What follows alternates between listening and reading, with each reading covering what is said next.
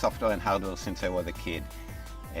I was fortunate to get into the Weizmann Institute of Science Gifted Youth program when I was, I think, 12, and kept on hacking ever since. After I finished my 4 years in the Israeli Air Force, I was determined to come to the US for my education. My uncle, who was a resident in cardiology at University Hospital at the time, convinced me to come for a vacation, interview with the case admission officer, and the rest is history. When I attended case in the early 90s, there was no financial aid for international students. I ran out of money multiple times. I had to co-op twice. I even spent a summer working on a commercial fishing boat in Alaska. But I still got to the situation that I had one more semester left and zero money in the bank. I have no idea how I had the chutzpah or the guts to do it, but I ended up walking into Tom Kicker, who was the dean at the time, into his office, explaining the situation, and asked for help. And the option would have been to go back to Israel or to find a way to finish my degree.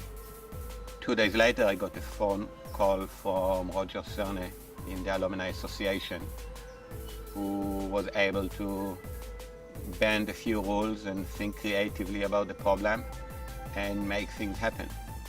And I wouldn't have been able to finish my degree and be where I am today if it wasn't for the Alumni Association help and Roger's creativity. Case, by being a really small university, worked with me through my challenges and was flexible enough.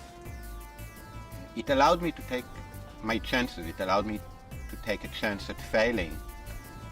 The ability to take risks and willing to risk failure, I think, is one of the most important traits that Case helped me shape. One of my favorite quotes is Kipling's, I took the chances I wouldn't, and now they're calling it luck. My experience in Case embodies that. One more experience at Case has been junior year. I joined the rowing club. Thank you, Doug and Eric and some of the other guys. And it's been an amazing experience. 5 a.m. Going on the water, the practices, traveling around Ohio and the neighboring states for regattas on the weekend. In rowing, you really learn to put your ego aside. If you look on a good boat, it's 8 identical bodies. There's no individual performance. It's all about being as close to everybody else as you can.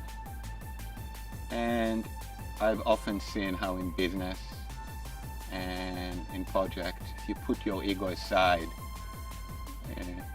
it's amazing what you can achieve.